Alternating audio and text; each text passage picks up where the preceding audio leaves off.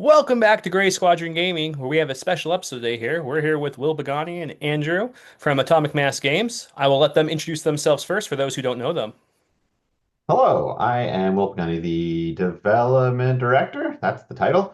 At Atomic Mass Games, which means that I get to herd all of the cats that are the other developers at Atomic Mass Games.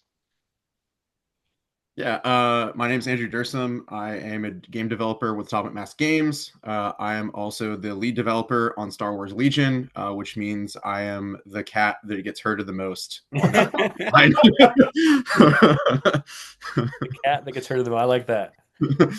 Well, welcome. I'm sure people know by this point, but just in case you don't, you guys kind of dropped a whole new game mode for Legion, which was surprising but Yep. awesome. So I think the first question is, what led you to make this new tour of duty mode and kind of just some inspiration behind it? We'll start with a simple question like that. Yeah, it's so simple. Yeah, Uh, could be like a one-word answer. You know, a little yeah, I mean, I think one of the, for me personally, one of the greatest things about miniatures gaming um, is creating that narrative experience throughout everything inside of it, right? So I personally love when like the aesthetic of the miniatures and the rules and the game and what you're trying to do, the missions, and all those kind of things all work together. Uh, and I think Legion does a great job of that in the core experience of the game. But we can go farther, we can do more, right? And that's kind of where Tours of Duty steps in, where it lets players kind of build that narrative themselves and create the stories that they want to see happen inside of all these things. So that was sort of our inspiration: is how can we create a system where players can do that, and we can give the guidelines and the instruction and that kind of thing, and sort of the sandbox for players to play inside of to do that themselves without us necessarily dictating these things, right? So the hope is that we've created a very open system here where people can explore and do the things that they want to do and create the experiences that they want to see inside of all of it. That was sort of our initial why and then the goal of it, I guess. I don't Mhm. know if there's has anything to add to that. Yeah, I mean, I think Pagani really nailed it. We just wanted to build kind of that narrative framework for players to tell their own stories, right? Like the Star Wars galaxy is this vast place, and even though there's lots of different options and units in the game of Star Wars Legion, right? Like it's just a very small slice of that overall, pie that is, the Star Wars galaxy. And so we just wanted to, make a way for players to kind of think outside of the box of the options they had and really create their own stories, really give it that kind of like your dudes factor and let it tell the story of their army, right? Like they're not just building the 501st Legion of Clones, right? Make up their own, tell your own story, with your miniatures and your collection. Yeah, that's funny. We just filmed our first episode of it, which dropped today is filming, and he went with the Salt Legion, all based off the Salt, because that's a lot of what the channel has Okay. on this side.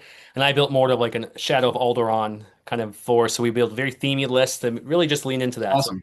bravo on that. That's really fun. And it's really fun because like the just the way that it's set up, you like have to name each individual unit, so Yep. that kind of builds your own story. And he went really lore wise, and I went kind of the silly with everybody being named after Salt, and my Imperial agent was Agent Morton for that. And then of Sure. course he did die. He's Spoiler. just Yeah. Yeah, he's I mean that was one of the reasons why we wanted to force you to have to pick a name on your dossier on your register for each unit, because originally it was going to be optional. I think it was Michael Plummer's like, no, we want you to have to name it because Yeah. we want you to feel kind of the tension of right. it is Agent Morton gonna make it, right, when I'm rolling this True. casualty roll, or is he gonna get a True. setback, right? So we wanted to kind of that added tension and kind of investment of like, you want to level up these units that you've named that you're personally invested in your register. Yeah. So And I think we all have so much investment in the miniatures that we assemble and paint and hobby and do all these things for, but kind of one step further than that is naming them, Right. mhm, like giving them character, right? So mhm. that was definitely something when we were talking about it, we were like, no, no, you got to name your stuff.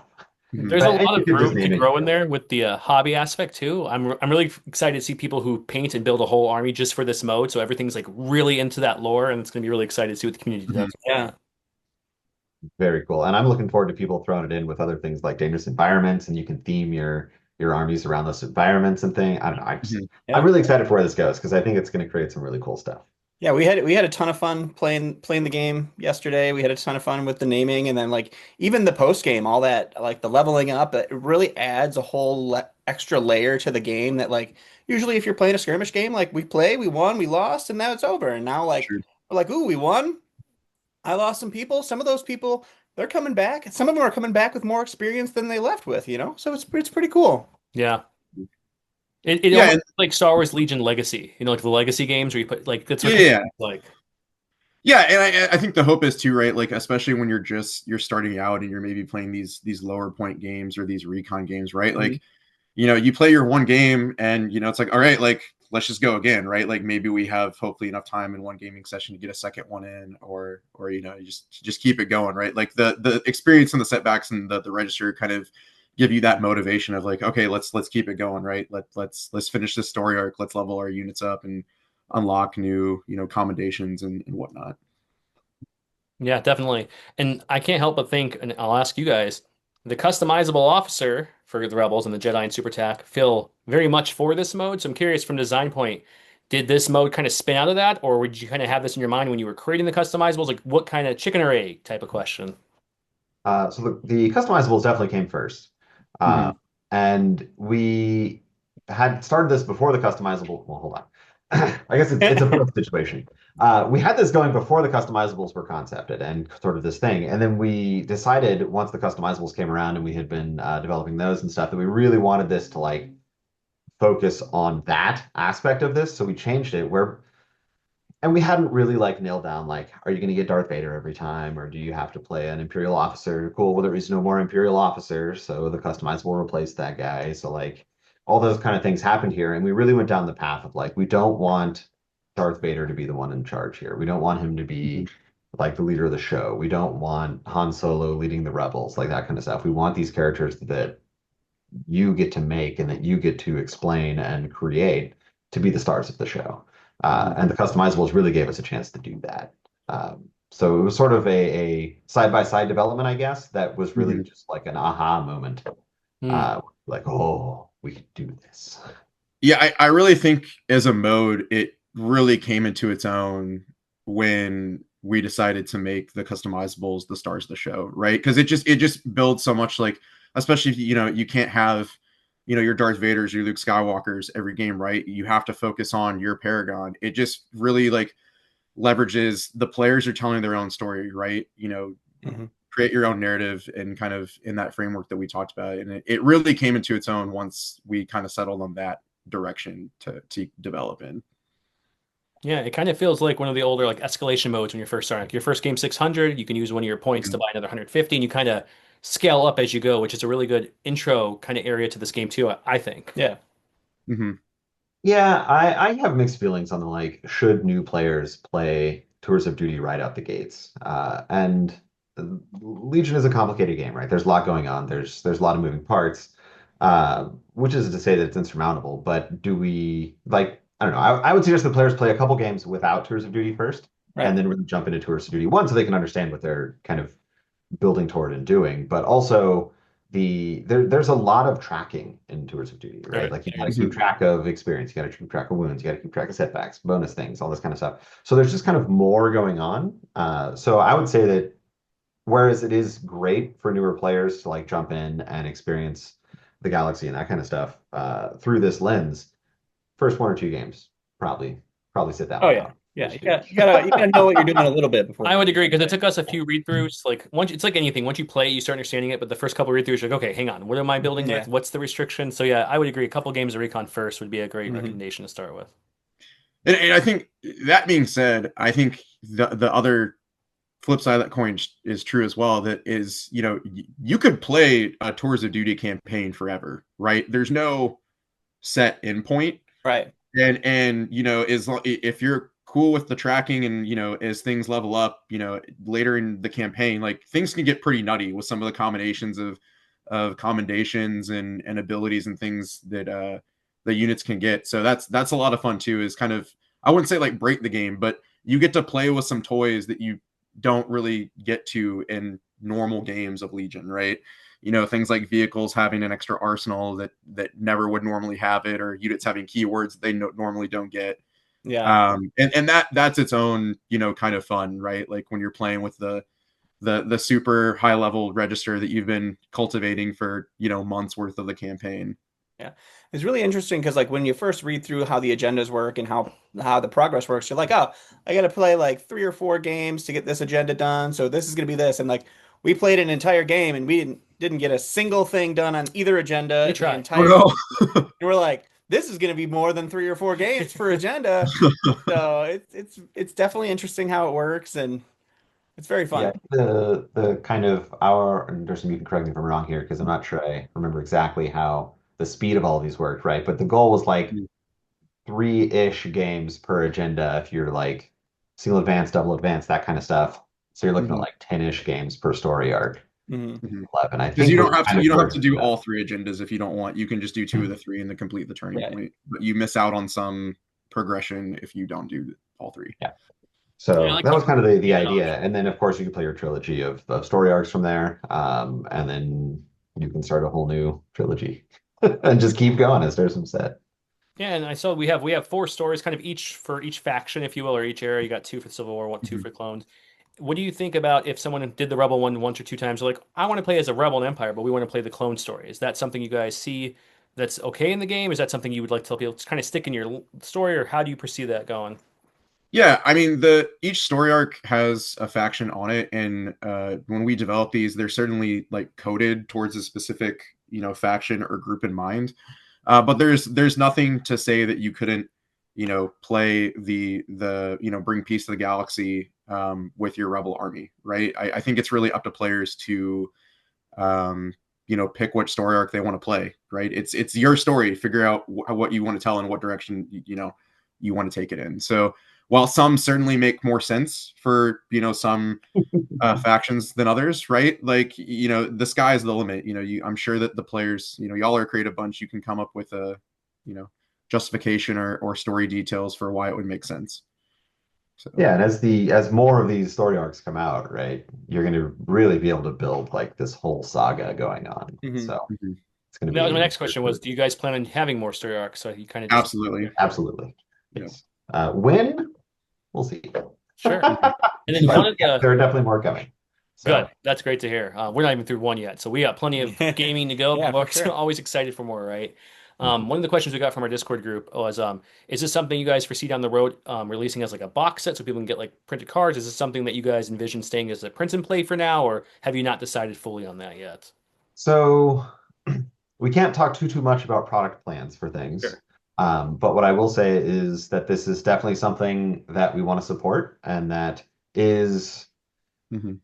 a pillar of Legion now, right? Great. Like this is not it's not replacing the main game of Legion or the standard way to play or anything like that. Of course, it is sort of existing alongside it. But the goal is to support this in a very real way that makes it significant, right? So will it get physical products? Will it remain print and play? Exclusively print and play, I guess. We won't ever like take down the print and play. Like Right. that will stay there forever, even if it does get a physical product in the future. So, That's great. yeah, we got a lot of ideas and we've got more stuff in the tank, right? This was not like oh, we did it and now we're done. Like there's more coming and all that kind of stuff. So you don't have to wait. We always talk about the product cycle being 2 years, right?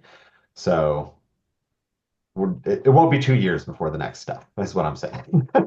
Oh, yeah. Perfect. So, yeah. With the aid mechanism, when you're picking with your points in the beginning of the game and you're using your aids, or at the end of the game, if it's not your first game, right? How'd you guys come up with those, and kind of what went to the design philosophy of how to get to that point where you're using these points you're earning or have from your build into the mission itself? That one Yeah. you. So we kind of just we wanted to take a step back, right? And so um you know, if you want to approach the you know, the story arc as that like you are your paragon, right? That like the paragon's a self-insert, right? So what is your paragon doing when they're not on the battlefield, right? Like they're doing other, you know, roles the commander would do, like they're helping with logistics, like you know, organizing the army. And we're trying to think of like, all right, what are some things that, you know, an army or fighting force would do when they're not on the battlefield? What's like, all right, they're gonna requisition new gear, right? They're going to ask for assistance. They're going to heal people that need, treatment. And we kind of just wanted to think of some, support aspects, that we could do to give players things to do as they progress through the campaign that kind of captured a little bit of that flavor of like managing a fighting force or an army, and keeping them, equipped and up to snuff. Tough job. Mm-hmm. I've never done it, so I can only imagine, but we try. That's true. I'm just assuming here. Yeah, and I think there's also an important aspect of it of there are a lot of ways to interact with Legion that is not playing Legion, Mhm. right? You can think about your list. You can think about what kind of upgrades, what kind of command cards you want to take, what kind of these kind of things. And Tours of Duty, I think, adds even more of those for players to do. So For sure. for people like myself with two kids that don't necessarily get to play 5 games a week anymore, now when I play my 1 game a week or whatever, I can think about it on other days. I can talk about it with my buddies on other days. And I think Tours of Duty does a lot to give even more of that aspect of Legion to players that are interested in that from a narrative perspective, because I think obviously the tournament guys that are playing in Worlds and stuff and playing all the GTs, going around all the things, they're talking about this stuff constantly, right? They're always, oh my gosh, we got to play the best possible thing and all this kind of stuff. But for the narrative players, for the other players, whereas they certainly do talk about those things, right? But maybe they want to talk about how they're operatives are infiltrating the enemy base and doing these things. So they're looking to get this commendation so that they can then create this little storyline and then modify one of their miniatures to be holding this thing instead, right? So like it gives other players other ways to involve themselves in Legion outside of playing Legion, and that is something that I think is really cool that I personally love about miniatures games in general, but Legion very specifically gives a lot of good examples for that in terms of Duty only gives more. Mhm. Yeah, it was very interesting, especially building that first list and kind of going through it because like you're so used to building certain things and pulling unique upgrades or pulling like, Mhm. oh, when I build my riot troopers, I got to have Imperial March, I got to have this, I got to have this, and then when you look at this really constricted version of like you get one heavy and one personnel, and then anything else Mhm. you're gonna have to pay for it, and it costs a lot. So it makes it really interesting, and then like even adding like we played a 600 point game and now we added 150 points and now going to look at that what's that 150 points like, oh, I still have to make sure I'm in the skirmish or not skirmish but recon rule, so I'm like I'm gonna add some death troopers. I can't even bring the death troopers because I have two scouts. All right, well that's scrapped, let's do this. So it took Mhm. it took a that thing that you're used to doing where you go in, you start making your list, you got your go-tos, and it really kind of flips it on its head. So I think it does make it so it's like a totally different experience. And like I thought that was super cool. And like I've been just throwing lists together and even like getting ready for the CIS stuff that we're gonna have to start. I'm like, man, how do I do this? Like it totally changes Mhm. the way you think. So it's really cool to like have a fresh thing and like you said, people think about it like I was working on it like half the day at work. Like I'm gonna Yeah. get fired for We won't tell anyone. it. Yeah, no, I definitely think I saw someone on the Legion Discord say something along the lines of like, I have never before looked so intently at some of the options in certain ranks. I forget what army it was, but it was one of the factions, right? And I don't think that was necessarily like one of our design goals, but I think it's definitely like a happy accident of the design of like this forces players to interact with army building in a much different way than in normal Legion because you don't have it's like you said, you don't have your unique upgrades, you don't have your Darth Vaders, you don't have your Luke Skywalkers. So that kind of those constraints obviously affect the internal balance of each faction. And, there's going to be some winners and losers in that in terms of, like, how to build your army. Right. And I'm excited for players to explore that and kind of, figure out like, okay, how does my Republic list work when I don't get any of the name Jedi all the time? Right. I just get my Paragon and things like that. And so, And even just like build on everything that we're talking about here, right? We always talk about in Crisis Protocol how every character is someone's favorite character. So we always want to make sure that everything is playable in some way, and that is certainly true in Legion as well. Every unit is someone's favorite unit, but this gives players new ways to explore their favorite unit, and maybe their unit might not be the best thing in standard Legion, but maybe it's very exciting in Mhm. Tours of Duty with a specific commendation or something like that, or a combination in those things. So like it really breathes new life into a lot of different things that, and much like Durson was saying here in the Discords, I've been seeing a lot of people saying like, oh man, this blank would be really cool with this combination. I'm going to try and play this unit and then level this up, right? Mhm. To get that thing. I'm like, oh yes, that's what we want to see, right? Like we want to see people going out and exploring new things and trying different stuff and doing all this kind of stuff and then telling their story about it, right? Because Mhm. we've also seen a lot of people coming in that are much like you guys. We played our first game and it was really cool to see all this happen and we leveled up and we had setbacks, we did all these things and that conflict and that like both the positives and the negatives being celebrated, I think is what's been really exciting. And I Yeah. went And off it's on it's really just like we just wanted to give players the opportunity to do the cool thing, right? That's kind of our general design philosophy for everything, but especially here. So it's like, yeah, right. Like, that you can do combinations that aren't, are unusual in the normal game, or maybe not even possible, right? Like you can level your ARC Trooper unit up. I'm going to make sure, hopefully I get this combination right, but you can level your ARC Trooper unit up, given the high commendation that gives them bounty. They can go to the armory before the mission, like pick what gear they want to go take to go, hunt the enemy character and hopefully score that extra bounty VP. Like you can't do that in a normal game of Legion, right? No. Right. But we want to just give players cool opportunities to tell cool stories like that. Yeah, I wouldn't mind putting a bounty on Dooku as an ARC trooper. That'd be fun. You can't Well, you could can't bring do it Dooku unless you, in. you Yeah, bring yeah, Dooku bring with it some in. extra points. I'm But just saying that'd be yeah, fun. and it's interesting after playing that first game, I was like, man, I'm almost just gonna want to restart just so I know better what I'm doing Sure. and can do because I spent all my SP on my first one. I was like, I probably should have saved one or two of those. But, Sure. especially after how my black dice rolled at the very end of that game. Oh, there Oh, was you got a far bunch too of many setbacks? surges in that in Yeah. those rolls, my friends. Oh no. It was not great. It was good for I me, mean, yeah, right, The other thing Yeah, I I mean, need you to can say, dismiss those units and kind of re-recruit them to get rid of their right, setback yeah, and stuff, unless you spend a bunch of SP on them getting them special stuff, which it right. sounds like you may have. Yeah, yeah, I lost an SP for sure. one of the Oh. other cool things with this mode that I like a lot is that, let's say I've been playing Tour Duty for a while, and I've got, veteran ranks, Mhm. I'm leveled up. My buddy's on his first or second game. We can play together still. Mhm. I can just come down to his point value and pull from my registry what I want to make. And so just kind of talk a little about how you guys designed that and how that kind of came to be, because that's a really cool feature, to be honest.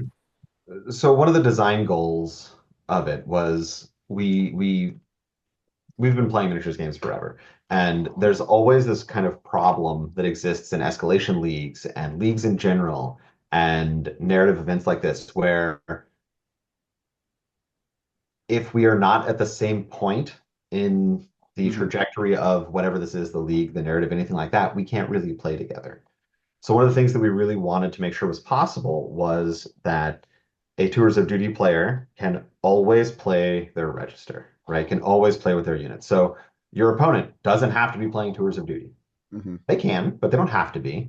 And we wanted a way for players to be able to pick their point level, right? So like you got a buddy, he just started. Cool, he's only got 600 points. Great, let's play.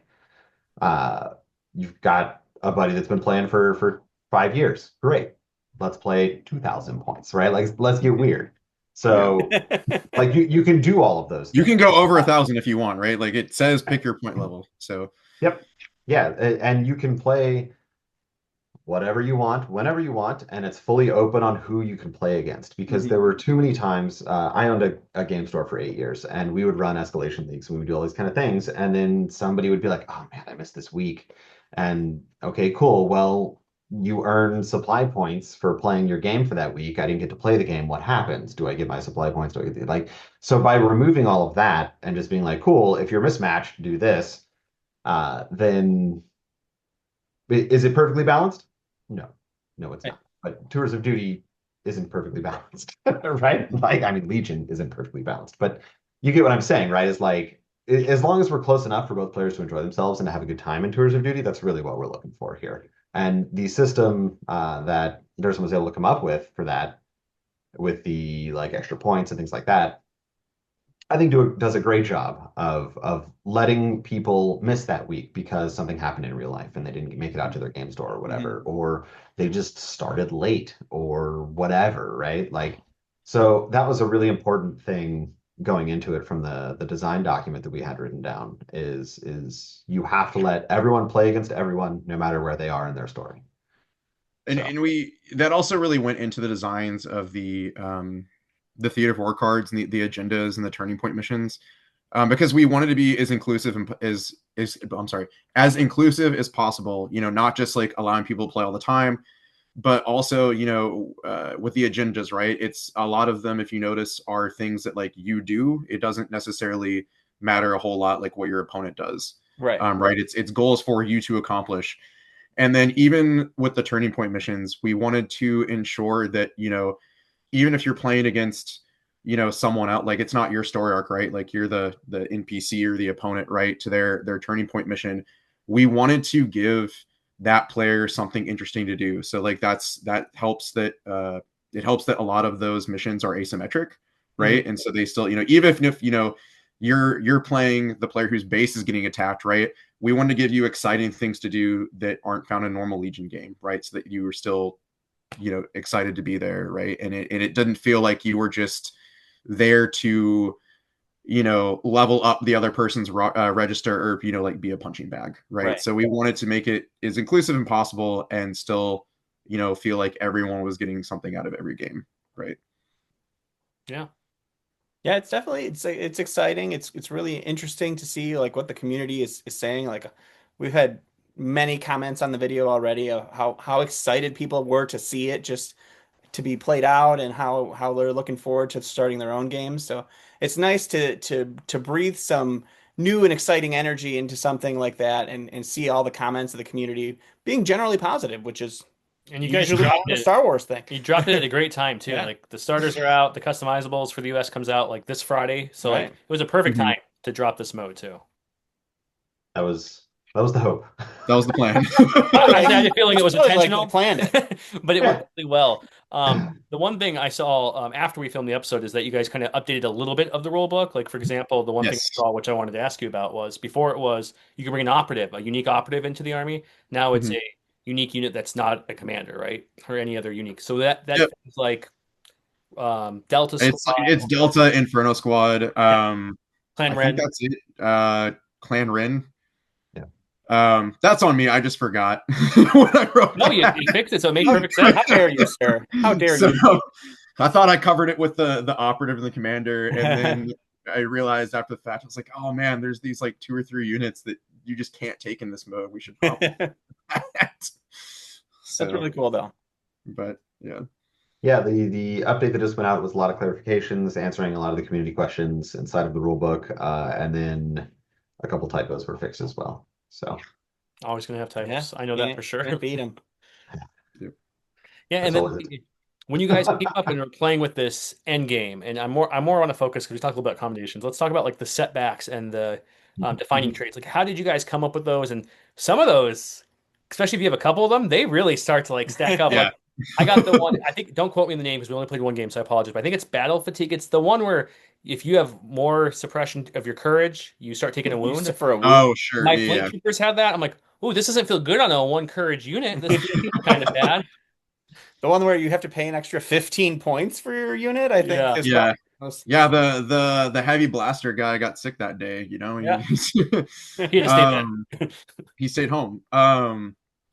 Yeah, we knew we wanted the setbacks to be impactful, and the defining traits for the paragons to be impactful, because what we didn't want was we didn't want you know, if a unit got a bunch of setbacks, just be like, oh well, I'm just going to delete them and like recruit a new unit. We experimented with that for a bit, and that didn't just felt off. So we wanted, like we said, when, you know, we want you to name these units, we want you to feel invested, right? So we wanted them to feel impactful, but also give players, you know, ways to deal with those setbacks. So a lot of the agendas, when you progress them, you can choose units and it'll either remove one setback or sometimes all of their setbacks. Yeah. We gave you the aid request to remove setbacks from units. You know, and then we still have the option of, if you really just want to retire a unit because it doesn't make sense to continue anymore, you can spend the points to dismiss them and hire a fresh unit. But we just wanted it to feel impactful to players, but also not like backbreaking. So hopefully we threaded the needle on that with some of those. I'm Yeah, sorry about your fleet troopers, but Probably going to spend one of those 8 points to get rid of that because I yeah, don't know if I want to deal with that. yeah, but it's one of those things where it's like you're leveling up this character and you need relevant level ups, like relevant mhm, bonuses, but you also need relevant setbacks Right. to overcome, right?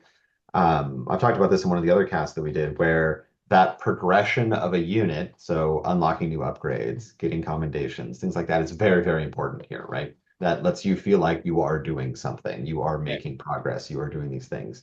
And I think the setbacks are also a very important part of that because when you get a really bad setback on a highly leveled unit, you're gonna be like, oh boy, what are we going to do? And you're like, okay, well, now I have to spend supply points on this. And Right. supply points are hard to get, right? Like you don't get a bunch of them.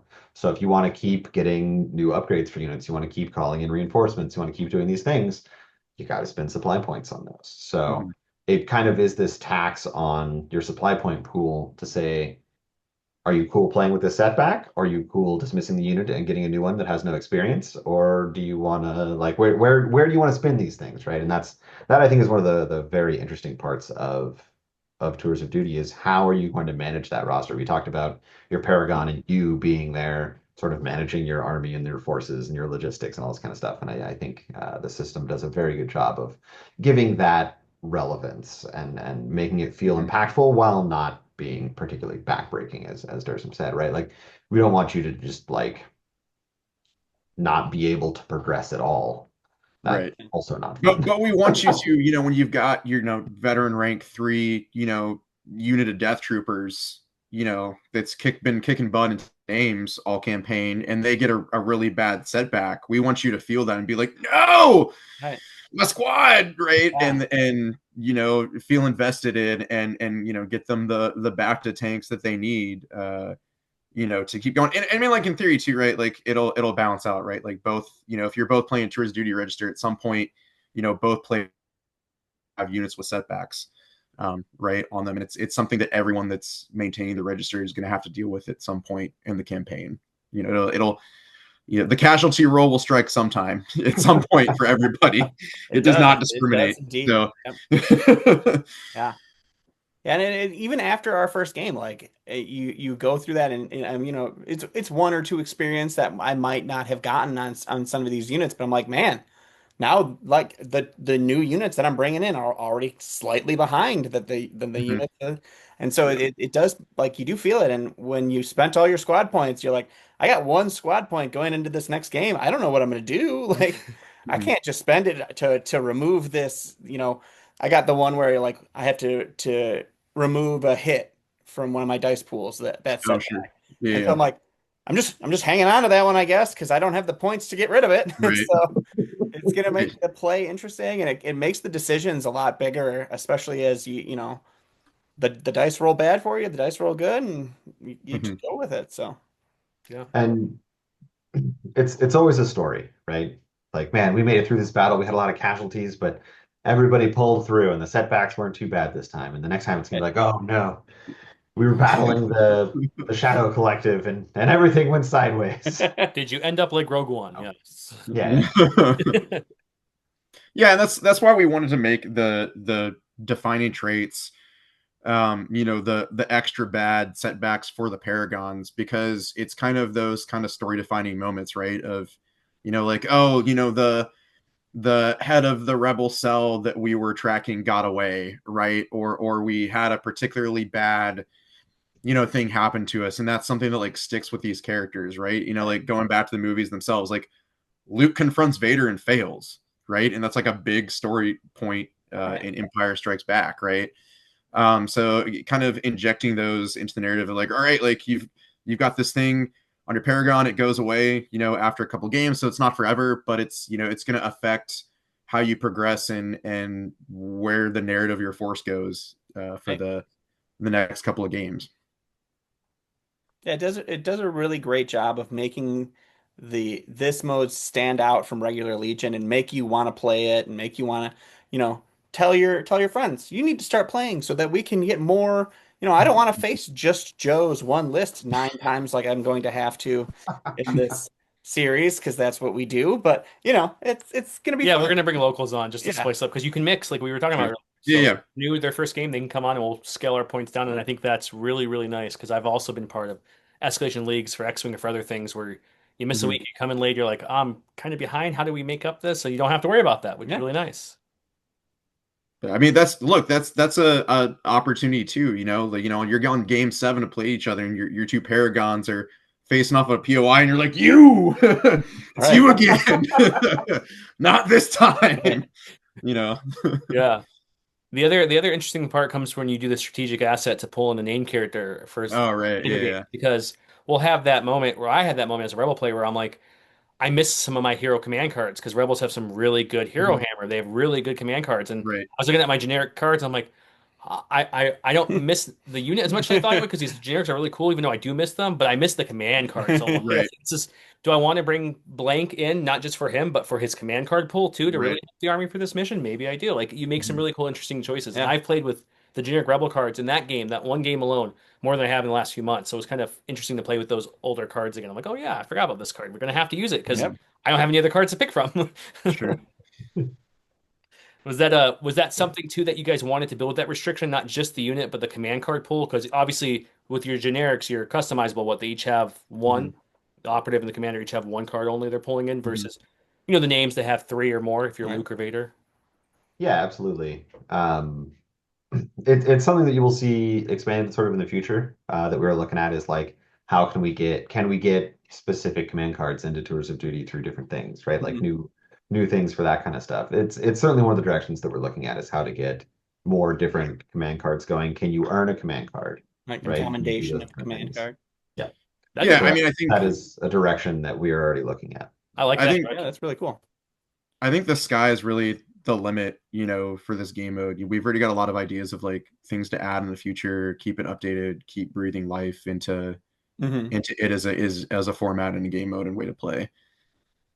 Yeah, definitely feels like there's a lot of room and a lot of fun things you can do and just the crazy amount of things you can be like, I'm gonna add this keyword or I'm gonna put this ability on a unit that Mhm. would never be able to take it. Like it's cool. Yeah, it's a lot of fun because the core is still Legion, right? Well, once you make your registry and you build for your first game, your 600 points, you're now playing Legion. It's Legion. You guys each have an Right. agenda, but it's still Legion, which is really nice. But as you get further into this, you're like, well, this guy also has ruthlessness, and he has this now. You're like, Mhm. oh man, your Paragon's becoming a pain. I'm gonna have to go take him out quickly. Yeah. Stop Yeah. nonsense, right? So it's a nice little factor that there. You're still Legion, but you just got layers to it, which are really nice. Mhm. Yeah, I mean, I'm sure that, you know, I can't wait to see what crazy combinations that some people in the community come up with because I'm sure there's ones that we didn't even think of that are in Right. there. Yeah. But it's yeah, it's kind of the Wild West once you get to the like upper veteran ranks on Yeah. some of those units. It'll be interesting because obviously the more you add to this game, this mode, it will change. But even the standard Legion, when new units come out or new missions and such come out and stuff, that will also Mhm. impact this mode too. So like, there's a Yep. nice kind of cross pollination happening that Yeah. impact each other, but also very separately, which is really cool to see. Mhm. The new mission pack is gonna be sweet. I can't wait for some new missions. I know you can't talk about unreleased product, but was there thought in the design process too about like, could there one day possibly be like custom missions besides the turning point? Like maybe like you can do a secondary mission that's only found in Tours of Duty or something, or is that really what you want to keep the Tour of Duty for? Just that like kind of flavor The there. agenda. I mean, I think it's possible, yes, but I think you have hit something here, right? That when we start adding in new missions and new things like that, now you may not necessarily be able to play with Yeah. anyone Sure. anymore, right? Yeah. Which it could just affect your battle deck, right? So maybe that works out. Um, it's certainly something we've discussed in the past. Um, I'm not really sure where we landed on it, I but think you'll have just to find out later. no matter what we do, we want to keep the kind of this design ethos of we want the mode to be as inclusive as possible, right? So that like ensure that you can always play against anybody, you can always play your register, Right. right? No matter what we add to it or, you know, future directions we go. We want that to always be the case. Yeah, I think that's huge. Just because there's always new players coming in the game. That's what we want, right? We want to play. So once they're a little bit more familiar with the game and they want to jump into Tour Duty, they won't feel set back. Right. That's really nice. You can just Mhm. have them pop and you can go down and play the point level, which is super cool. Yeah, it's super exciting. Trying to think if we had any other fun or exciting questions pop up in our Discord I about think we it, kind or of hit all of our main. yeah. We asked the patrons what to ask you guys, and we got some questions. So I Okay. think you hit them all just naturally through the conversation. But Mhm. we're looking forward to We what did the it. what the future of the mode is. Anything Yeah. else you guys want to talk about Tour of Duty? Give you guys a chance, or do we hit anything you wanted to say or didn't get a chance to say? I mean, I think I don't know. I'm really excited about this. Yeah.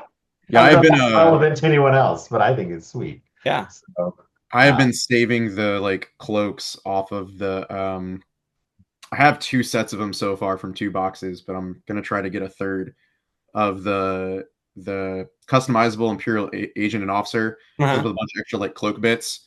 So at some point, I will kit out a unit with those once they have earned them as my like special veteran stormtrooper or death Oh, that'll trooper be unit. cool. So, So yeah. so just a fun question. What was what's the craziest combo you've experienced in your testing of Tours of Duty? What's like you got that, veteran 4 or 5. He's got all the crazy things. Like what's the coolest one you guys saw or made yourselves, or what was the most fun you had with one? Oh gosh. I'm trying to remember. Um definitely they all have to do with giving keywords to things that probably, and I say shouldn't have them, just because if we were making this, we probably wouldn't give this unit this keyword, if it was just for the normal game. Hmm. But certain vehicles getting like the extra arsenal is fun. Some of the special forces, like I mentioned earlier with the arcs, having the bounty keyword is also really fun. Some things getting like scout or infiltrate that you know normally wouldn't have access to that. I think that's to me that's the most fun. If I were to engage, if I were to play a campaign of this, is I really like getting to do things that I'm normally not allowed to do. Yeah. Yeah, um, for sure. yeah, if I so remember correctly, there's we had a persuader tank from Ben get infiltrate, and just at some point in come out of testing, nowhere, yeah, and you're like, oh no, yeah. which I don't think you can actually do anymore. But I can't recall. No, I mean uh, there's some other things that too, would still be like fun. things with like yeah, tactical, right? That like they get the aim token, right? That they normally wouldn't have. That can be really exciting to kind of turn on combos that Yeah, tank with would tactical be would be more good. or like any sort of like action economy ability, right? That Mhm. that Yeah. makes the unit play in a different way. It's like, oh, what if this unit had like steady or something or whatever? They normally would never ever get Right. that, so it's exciting. I will say we definitely tried out a lot of really weird and crazy things We throughout the did. We thing, tried a lot. and we were like, maybe not. Not all of them made it. So that's why it's a little difficult to answer this question, because I'm just like I'm trying to mentally think like what actually made it into the What's actually PDF. out there? What Yeah. is real? I'm sure you guys are already working on the future stuff we don't know about, so you have to kind of reel that memory back. Now, that one's not talked about yet. We can't Yeah. say that. Yeah. Yeah, no, we're looking forward to doing more of this mode. We're going to Yeah. make this a staple on the channel alongside of our main videos, so people can watch these armies kind of grow and maybe some have casualties every once in a while. But Hey, hopefully you get one too eventually. maybe. Oh, yeah, it'll be your turn someday. Yeah, I know. Yeah. We see. But yeah, so thank you guys so much for coming on and talking with us about Tour of Duty. For Yeah, everyone thank you for having interested us. about Tour of Duty, you can find it at their website, Atomic Mass Games. It's free to download and play. And like we mentioned throughout this, you guys can play with anybody, no matter what their stages are. So go check it out. We'll do a how to play video as well for you guys if you're wondering how to do, because the beginning can be a little complex if you're newer to the game. So we'll kind of explain that too. Thank you, Andrew. Thank you, Bagani. You're very welcome. Thanks for having us. Yeah, Thank thank you. you. Blessed. Have a great night, guys. Bye. Bye.